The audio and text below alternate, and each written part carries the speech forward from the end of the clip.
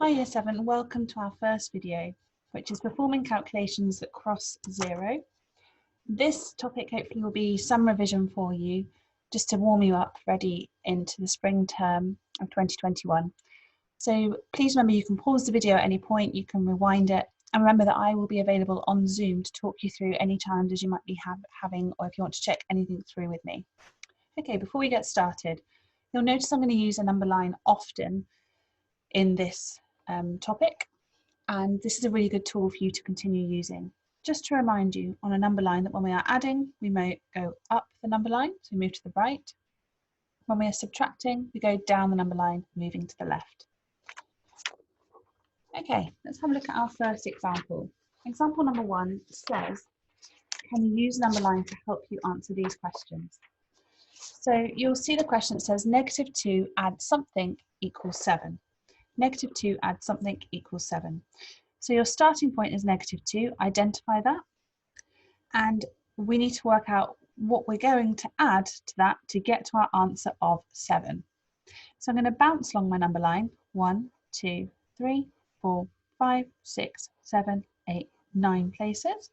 So we're adding 9 to get to the answer of 7. Let's look at the second example here. We're starting here at 2. What I want you to do is to get to the value of -6. So what do I need to do to get from here all the way down to -6? So using the number line, we can count how many places I have moved. So I'm subtracting 8 to get my answer of -6. So just an example to show you how I've moved up the number line and down the number line to work out my answers. Okay, example number 2 is a bit more challenging. This is where we will be using bigger numbers that perhaps you will not see on your number line. So I need you to really think carefully about these questions.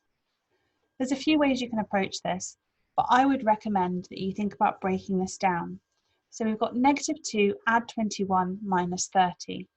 I would start by looking at the first part of this question, -2 add 21. So I know that -2 add 21 gives me 19, subtract 30. And that is the same calculation as you see above. So my answer here will be 19 minus 30 is -11. So -2 add 21 minus 30 is -11. Something interesting for you to think about, possibly, and I'll put this in my thought bubble, is that you could rewrite this question in a different way. So perhaps you want to write it as -30, because that is our negative value, and this is our positive 19. And that might be easier for you to consider, perhaps. So just to think about how you can play with numbers, at all times think, does my answer make sense? Check what you've done. Please be encouraged to draw number lines if it helped you. Okay, the next question. We've got -14 equals something plus 32. So don't be intimidated by the fact it's written in a funny order. It might have helped you if you'd have seen something add 32 equals -14. I've simply switched it around. So what number do I need to start with to add 32 to get -14? So I'm starting at a number way down the number line. I'm adding 32 to get to -14. So something add 32 equals -14.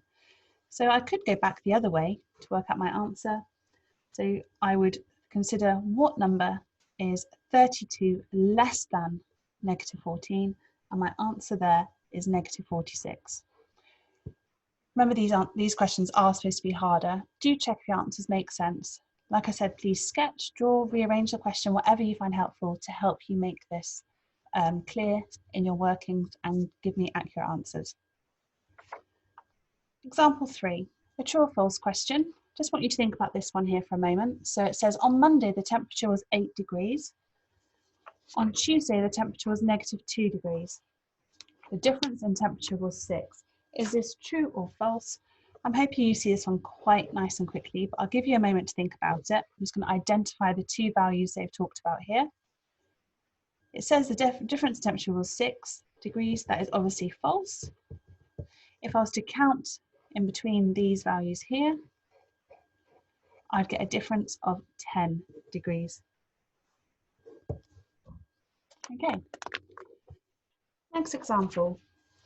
I was going to identify some keywords here. So Hannah is finding 8 less than 3. So I'm going to highlight the less than 3. That is my starting position. So 8 less than 3 means I'm moving down the number line. 1, 2, 3, 4, 5, 6, 7, 8. So I get an answer there of -5. So look at what I've done. I've identified my starting position, highlighted that, and then moved in the correct direction. So Ben is working out 5 less than -3. So I've looked at -3 as my starting position, and I'm working out 5 less than. So I'm going to go 5 less than 2, 3, 4, 5. So I get my answer of -8. And finally, my third question is David is calculating 7 more than -2. So that's my starting position. But 7 more than, so I'm going 1, 2, 3, 4, 5, 6, 7 to get to my answer of +5. Next example to work through with you is a real life problem. They love to use temperature because temperature in directed numbers is really helpful. There's positives and negatives. So again, use a number line if you can. You might even need to draw or extend your own number line. The temperature in Paris has fallen by 13 degrees. So I'm looking at the temperature in Paris. It is 8. And it has fallen by 13 degrees. So I'm going to go down the number line 13. So I'm going to use a little trick here. I can already know straight away to get to 0, I've gone down 8 degrees. So I only need to go down another 1, 2, 3, 4, 5 to in total go down 13 degrees. So my answer here is -5. So that nice little trick, you could go down to the 0, that was 8. How much less than that do I need to move to go down 13 degrees? And it is -5. The next example says the temperature in Moscow has risen to -6. So in Moscow it was -15 and it has risen to -6. How much has it risen by? So this is an example where you might want to draw your own number line to help you, because the one that I've got above doesn't extend that far. And here's an example of what you might do. So it has risen to -6 and it started at 15. So we've gone 1, 2, 3, 4, 5, 6, 7, 8, 9 degrees. It has risen by 9 degrees. Okay, last examples to show you. We are here looking at a number line that hasn't got all the numbers written on it. So it's asking you to find the difference between A and B.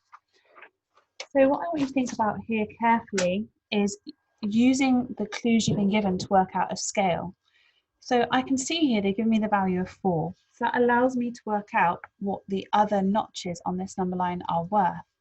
So I know that if this one's 4, this one here must be 2. I can continue this scale up and down. So I now need to work out the difference between A and B. So between A and B, I know there is a difference of 6 to 0 and then 12 beyond that. Or I could just count each notch going up in 2s to work out my difference in total is 18.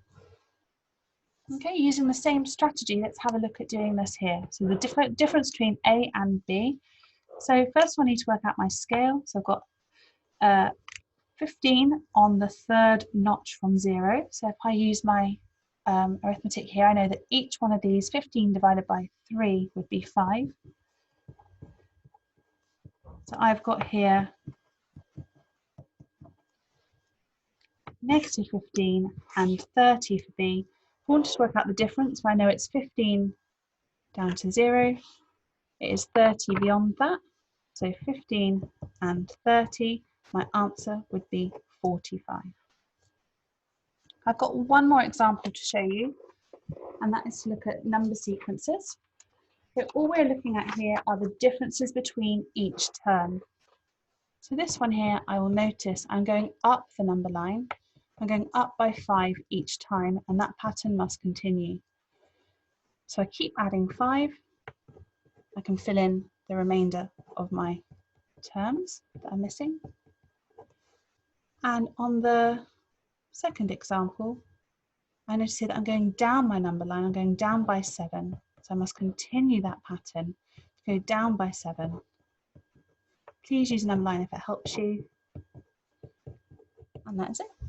So hopefully these examples will help you work through the quiz that we've set for you. Please do talk to me on Zoom if I can help you in any way. Good luck with this.